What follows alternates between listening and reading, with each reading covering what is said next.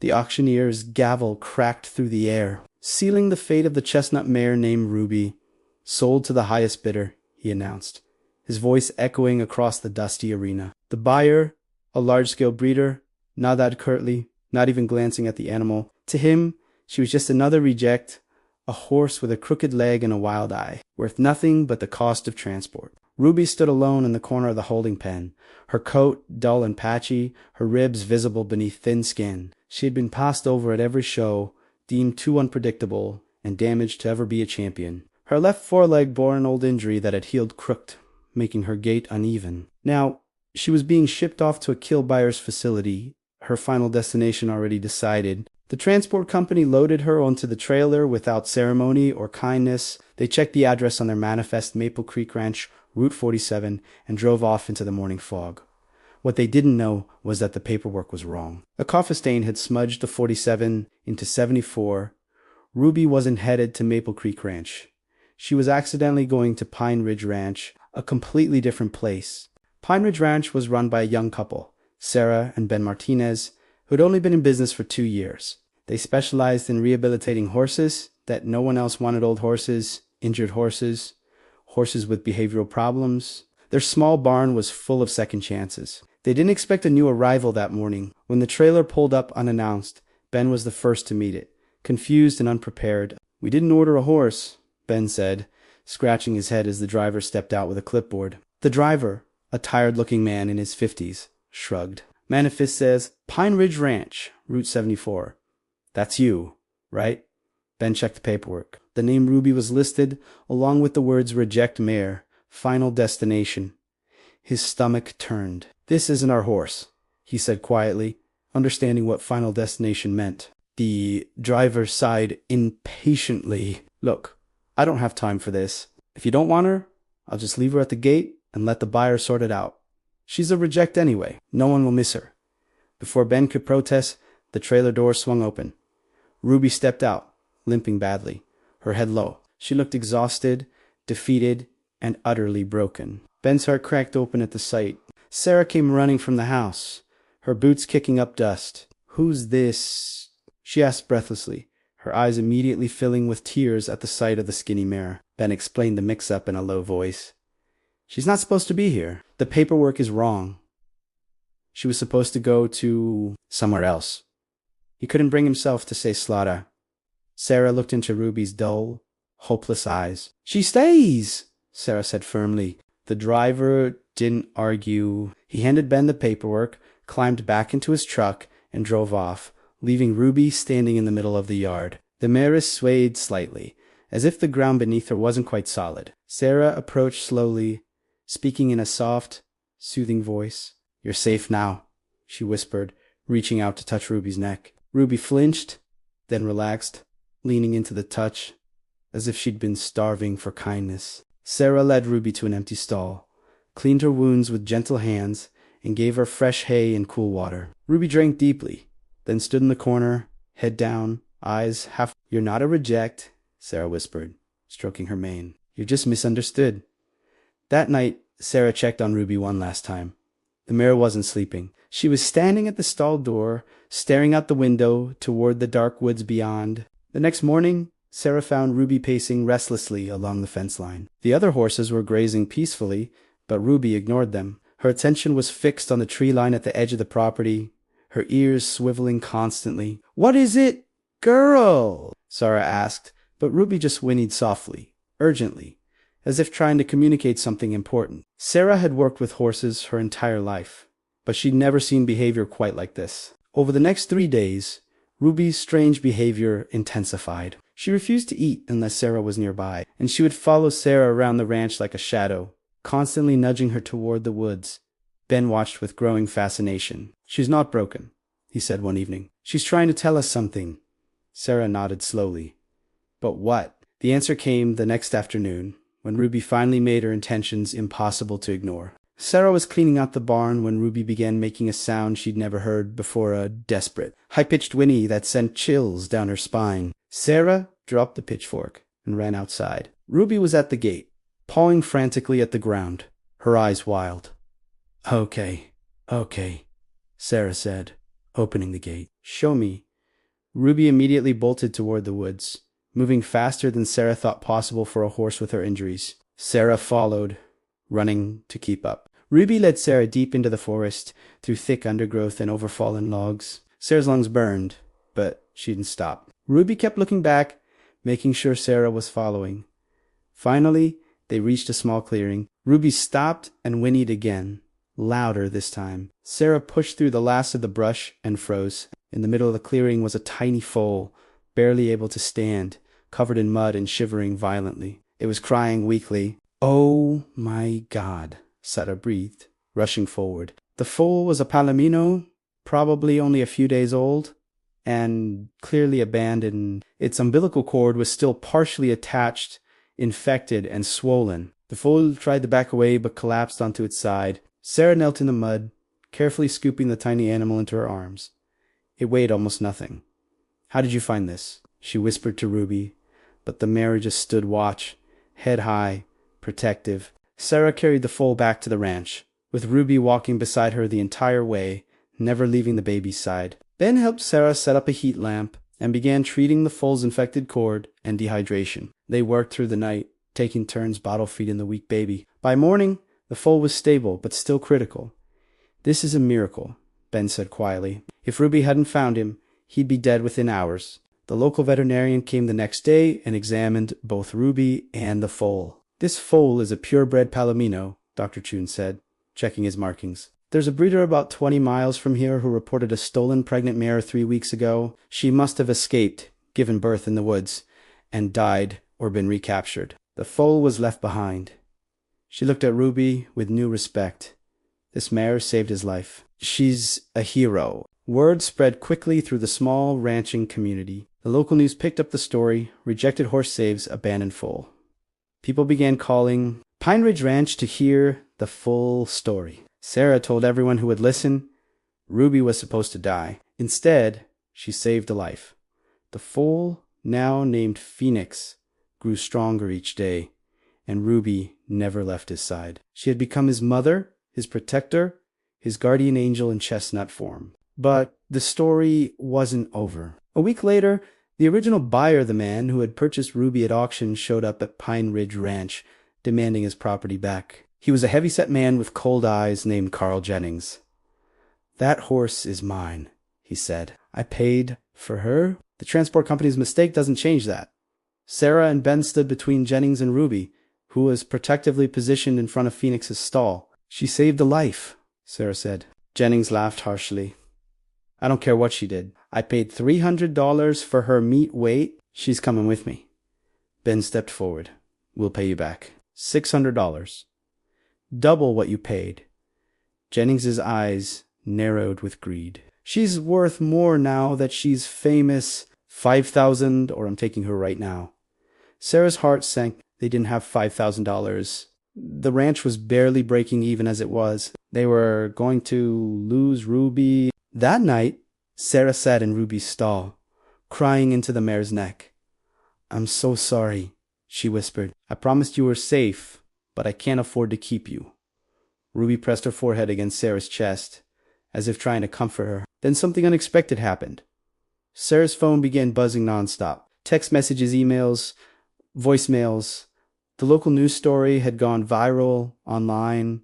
People were offering to help. Complete strangers were sending donations to save Ruby. By morning, over $15,000 had been donated by people from all over the country who had heard Ruby's story. Sarah and Ben stood in their kitchen, staring at the computer screen in disbelief. "People want to help her," Ben said, his voice cracking with emotion. They called Jennings immediately and offered him the $5,000. He tried to raise the price, but they had a lawyer friend draft a contract. Jennings, realizing he had no leverage, reluctantly signed. Ruby was officially theirs. The rescue became national news. Major news networks came to the ranch to film Ruby and Phoenix. The story resonated with people.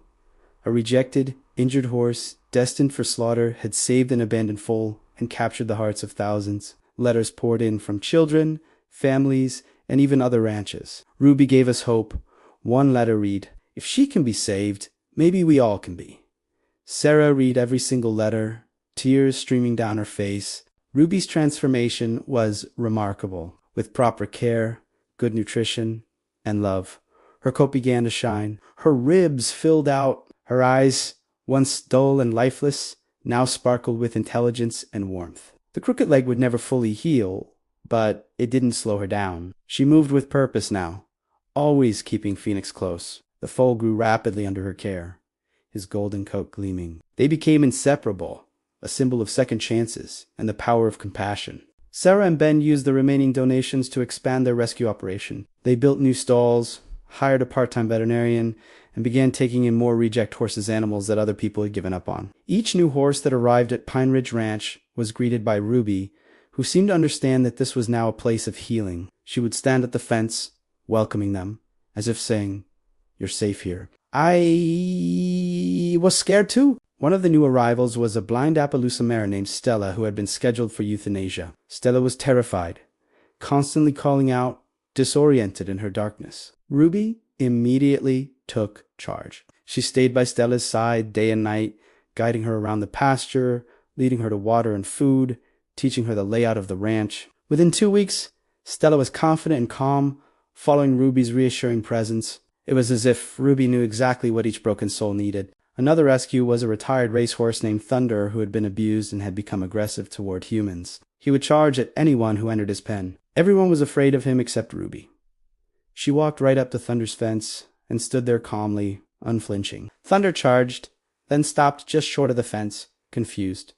Ruby didn't move. She just looked at him with patient, knowing eyes. After our Thunder walked up and touched his nose to hers. The aggression vanished. The transformation of Pine Ridge Ranch became legendary in the equine rescue community. Veterinarians, trainers, and other rescues began referring their most difficult cases to Sarah and Ben, specifically requesting that Ruby be part of the rehabilitation process. "There's something about her," Dr. Chun told other vets. "She has an ability to heal trauma that I've never seen before. It's like she remembers what it feels like to be rejected and refuses to let any other horse feel that way." Phoenix, meanwhile, grew into a stunning young stallion. His golden coat was brilliant, his movement graceful, despite having been hours from death as a newborn. He never left Ruby's side if he could help it. When potential adopters came to look at him, Phoenix would refuse to go with them unless Ruby gave her approval. It was clear to everyone. Phoenix knew exactly who his real mother was, and it wasn't the Mar who had given birth to him. The ranch became financially stable for the first time. The donations kept coming, along with adoption fees from horses who had been successfully Sarah and Ben were able to pay themselves modest salaries. More importantly, they were able to save more horses. In the first year after Ruby's arrival, they rescued and rehabilitated 47 horses. Every single one spent time with Ruby. Every single one was transformed. Ruby had become the heart and soul of Pine Ridge Ranch. But Carl Jennings wasn't finished. He had been stewing with anger ever since losing Ruby. He felt humiliated by the media attention and the public outcry against his business practices. 6 months after selling Ruby, he showed up at the ranch again, this time with a sheriff's deputy and a stack of legal documents. There was a clerical error, he announced with a cruel smile. The contract was never properly notarized. That horse is still legally mine, and I'm taking her today. Sarah felt the world tilt beneath her. "That's not possible," she said, her voice shaking. "We have a signed contract." The deputy, a young man who looked uncomfortable with the whole situation, showed them the paperwork. Jennings was right. The notary's seal was smudged and technically invalid. "According to the law, the sale isn't binding without proper notarization," the deputy said quietly. "I'm sorry, ma'am. Unless you can provide proof of ownership through other means, I have to let him take the horse." Ben immediately called their lawyer, who confirmed the nightmare. The contract was legally questionable, but we paid him. Sarah shouted into the phone, $5,000. The lawyer's voice was grim. "Without a valid contract, it could be argued that you made a voluntary donation rather than a purchase. Jennings could claim you were simply boarding the horse temporarily. This is going to court, and it could take months. In the meantime, he has the legal right to reclaim the animal." Sarah looked at Ruby, who was standing in her pasture with Phoenix. The mare seemed to sense the danger. Her ears were pinned back, and she had positioned herself between Phoenix and the approaching vehicles. Sarah turned to the deputy. "Please, give us 24 hours to figure this out. Don't let him take her today." The deputy looked at Jennings, who was smirking triumphantly.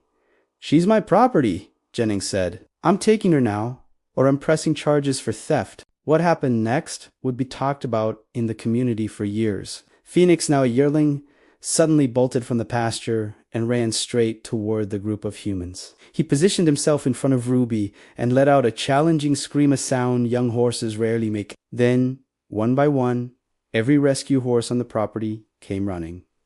Stella, the blind app, Thunder, the formerly aggressive racehorse, all 47 horses formed a living wall around Ruby, protecting her. The deputy stepped back, genuinely moved by the display. I can't take her through that, he said to Jennings. Those horses could get hurt, or hurt us. This is an animal welfare issue now.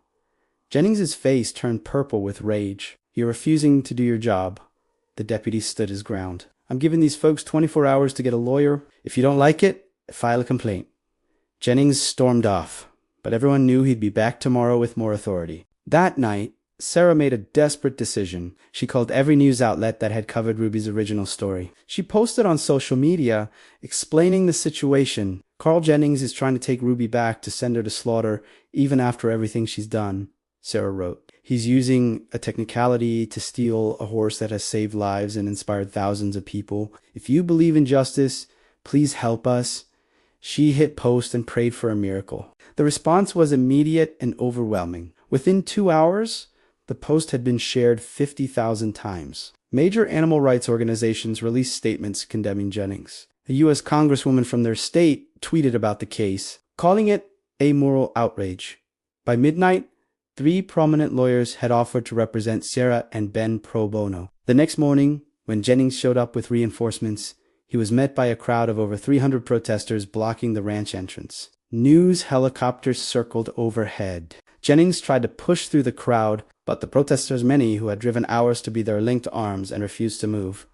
You will not take Ruby, they chanted. The sheriff himself arrived, taking control of the situation from his young deputy. The sheriff was an older man named Tom Rodriguez, known for his fairness and common sense. He took one look at the chaos, then pulled Jennings aside. What he said to Jennings was never publicly revealed, but it worked. Jennings emerged from the conversation looking defeated. He approached Sarah and Ben, who was standing with their legal team. I'm willing to settle, he said, his voice tight with suppressed anger.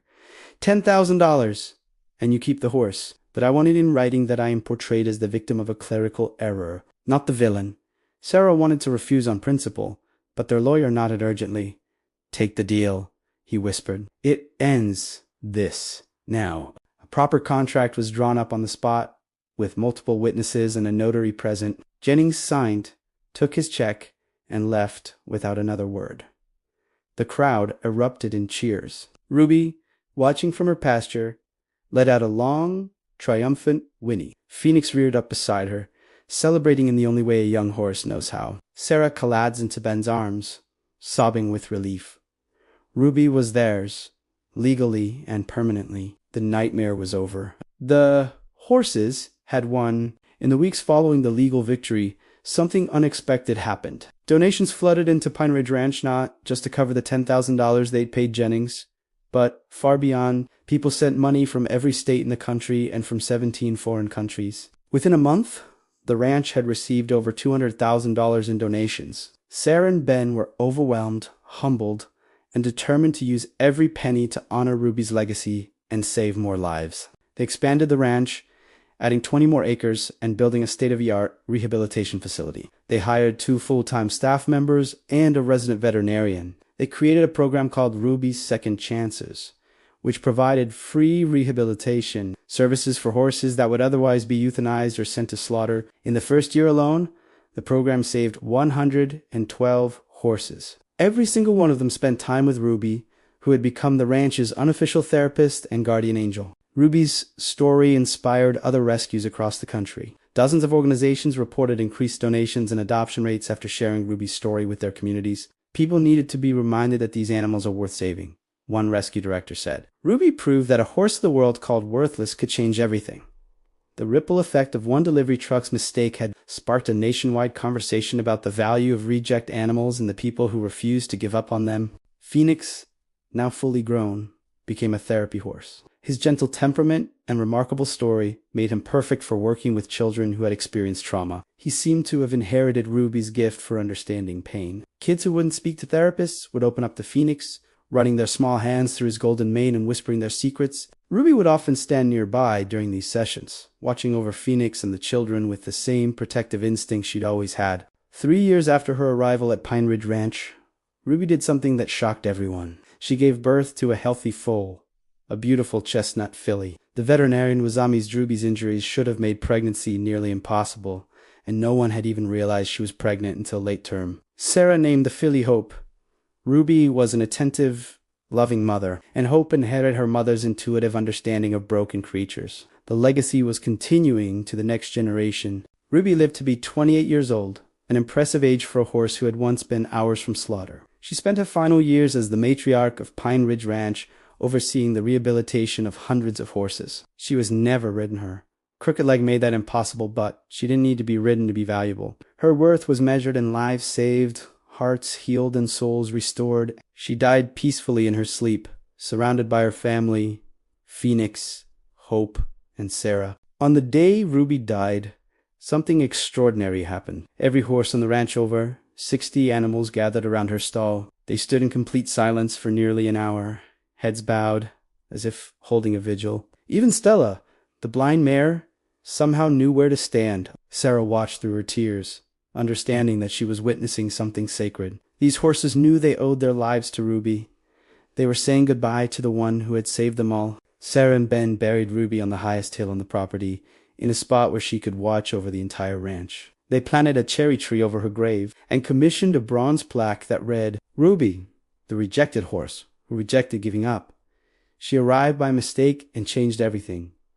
Hundreds of people came to the memorial service. Many were people whose lives Ruby had touched, directly or indirectly. They left flowers, carrots, and letters. Today, Pine Ridge Ranch is one of the most successful equine rescues in the country. They've saved over 500 horses, and Ruby's daughter Hope now carries on her mother's work, greeting each new arrival with the same gentle wisdom. The ranch offers free tours, and visitors can hear Ruby's full story. Children press their faces against the fence, watching Hope, Phoenix, and the other horses, learning that sometimes the things the world throws away are actually priceless treasures. Ruby's story reminds us that value isn't determined by perfection or usefulness. Sometimes the most broken things become the most powerful. A clerical error, a wrong address, a delivery to the wrong ranch. These mistakes saved Ruby's life and sparked a movement. She was rejected by the world, but accepted by people who saw what others missed. In return, she taught everyone that